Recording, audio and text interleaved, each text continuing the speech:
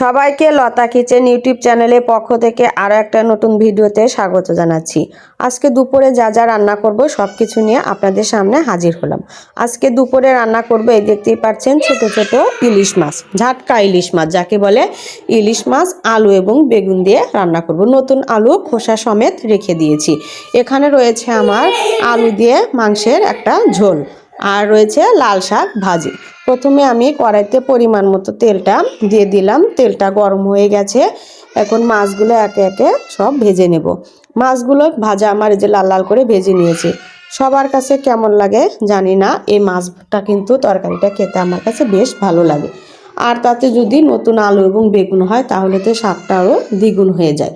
আলু এবং বেগুনটা আমি মাছ ভাজা তেলের মধ্যে একটু ভেজে নেব, খুব বেশি ভাজার দরকার নেই। নতুন আলু নতুন বেগুন একটু সময় ভাজলে কিন্তু হয়ে যাবে। যখন ভাজা ভাজা হয়ে আসবে তখন আমি আলাদা করে বেগুনগুলো তুলে রাখবো। এখন আলুগুলো চারপাশ থেকে একটু সাইড করে দিচ্ছি, এক্সট্রা তুলে নিলাম না, কড়াইয়ের মধ্যে রেখে দিচ্ছি। কয়েকটা পাঁচফোড়ন দিয়ে দিলাম। পাঁচফোড়নটা যখন হয়ে আসবে আলুগুলো আমি নাড়াচাড়া করে নেব। পাঁচফোড়ন হয়ে আসলে কিন্তু বোঝা যাবে, আলুগুলো যখন সাইড থেকে কিন্তু তুলে দিতে হবে, নইলে পাঁচফোড়নটা ভালোভাবে পুড়বে না, তরকারির স্বাদটা কিন্তু হবে না। পাঁচফোড়নটা আমার হয়ে আসছে। কয়েকটা থেতো করা কাঁচা লঙ্কা ছিল, কাঁচা লঙ্কাগুলো আমি দিয়ে দিলাম। নাড়াচাড়া করে পরিমাণ মতো ঝোলটা দিয়ে দেবো। লবণটা আমি আগেই দিইনি, এখন আমি পরিমাণ মতো লবণ যতটুকু লাগে দিয়ে দিলাম, আর একটু দিয়ে দিলাম ধনিয়া গুঁড়ো। লবণ দেওয়াটা আপনাদের জন্য স্কিপ হয়ে গেছে, লবণ ছাড়া কিন্তু তরকারি খাওয়া যাবে না। পরিমাণ মতো ঝোলটা দিয়ে দিলাম, যেহেতু নতুন আলু অল্প পরিমাণে ঝোল দিলেই খুব তাড়াতাড়ি সিদ্ধ হয়ে যাবে। ঝোলটা দেওয়ার পরে কিছু সময় ঢাকনা দিয়ে ঢেকে দেবো। তরকারিতে ফুট আসা পর্যন্ত আমরা অপেক্ষা করব। ফুটটা এসে গেছে, ভেজে রাখা মাছগুলো সুন্দর করে দিয়ে দিলাম। মাছগুলো দেওয়ার পরে যখন 4-5 মিনিট পরে আমি ভেজে রাখা বেগুনগুলো দিয়ে দেবো। বেগুনগুলো দিয়ে খুব বেশিক্ষণ রাখার দরকার নেই, যেহেতু ভাজা বেগুন, ওগুলো অল্প একটু সময় রাখলেই হয়ে যাবে। আর এই যে নামানোর আগ দিয়ে দেবো হচ্ছে জিরে বাটা। জিরে বাটাটা অবশ্যই কিন্তু তরকারিতে দিবেন। ইলিশ মাছ যে কোনো ছোট হোক আর বড় হোক, ইলিশ মাছের ভিতরে কিন্তু যত মশলাপাতি কম হবে খেতে কিন্তু ততই ভালো লাগবে। তরকারিটা আমার রান্না করা শেষ, এই যে দেখতেই পাচ্ছেন ধোয়া উঠছে, নামিয়ে নিয়েছি। কালারটা কিন্তু দারুণ এসছে, খেতে বোধহয় ভালোই লাগবে। এখন আমি লাল শাকটা ভাপিয়ে নেব। কড়াইতে আমি লাল শাকটা দিয়ে ভাপ দিয়ে নামিয়ে নিয়েছি। এখন পরিমাণ মতো তেল দিয়ে কয়েকটা পেঁয়াজ কুচি দিয়ে দিলাম। অনেকে আসে রসুন থেতো করে দেয়, আমিও রসুন থেতো করে দিয়েই ভাজি। আজকে আর রসুনটা দিলাম না, ভাবলাম একটু পেঁয়াজ কুচি দিয়েই লাল শাকটা ভাজি করি। লাল লাল করে পেঁয়াজটা যখন ভাজা ভাজা হয়ে আসছে, লাল শাকটা দিয়ে দিলাম। খুন্তি দিয়ে ভালো করে থেতো করে নিচ্ছি। লাল শাক ভাজিটাও নামানো হয়ে গেছে। এখন মাংসের ঝোলটা হয়ে গেলেই হয়ে যাবে। কড়াইতে পরিমাণ মতো তেল দিয়ে কয়েকটা জিরে ফোড়ন দিয়ে দিয়েছি।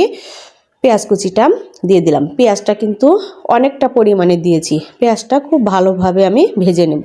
ভাজটা ভাজা ভাজা হয়ে গেছে, তখন আমি একটু আদা বাটা দিয়ে দিলাম। আদা বাটাটা দেওয়ার পরে দেখলাম একটু ছিটতে শুরু করছে, সেজন্য আমি একটু ঝোল দিয়ে দিলাম। ঝোলটা দেওয়ার পরে কাঁচা লঙ্কা বাটাটা দিয়ে দেব।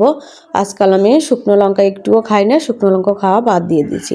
রসুন বাটা দিলাম, দিয়ে দিলাম স্বাদ মতো লবণ, হলুদের গুঁড়ো, জিরা গুঁড়ো, ধনিয়া গুঁড়ো দিয়ে সুন্দর করে মশলাটা আমি কষিয়ে নেব, যতক্ষণ না পর্যন্ত মশলাটিকে তেলটা ছেড়ে দেয়। মশলা থেকে তেলটা ছেড়ে দিয়েছে, এখন আমি মাংসগুলো দিয়ে দিচ্ছি। গোটা মুরগিটাই আমি রান্না করছি। মাংসগুলো দিয়ে আমি সুন্দরভাবে কষিয়ে নেব। মাংস কিন্তু কষানো যত ভালো হবে খেতে কিন্তু ততই ভালো লাগবে। ঢাকনা দিয়ে দিয়ে আমি কষিয়ে নিচ্ছি। মাংসটায় যে আমার সুন্দরভাবে কষানো হয়ে গেছে, তেলটাও কিন্তু ছেড়ে দিয়েছে, এই যে দেখতেই পাচ্ছেন। এখন পরিমাণ মতো ঝোল দিয়ে দেব।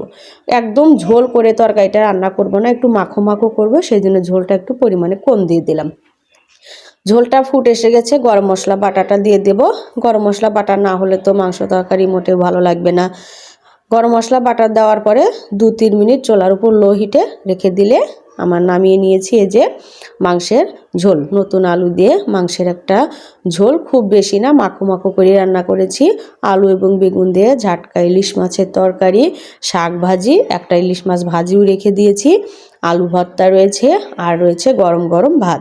এই ছিল আজকে আমাদের দুপুরের রান্নাবাড়ি। যদি ভিডিওটি ভালো লেগে থাকে চ্যানেলটি অবশ্যই সাবস্ক্রাইব করুন এবং আরও নিত্য নতুন ভিডিও পাওয়ার জন্য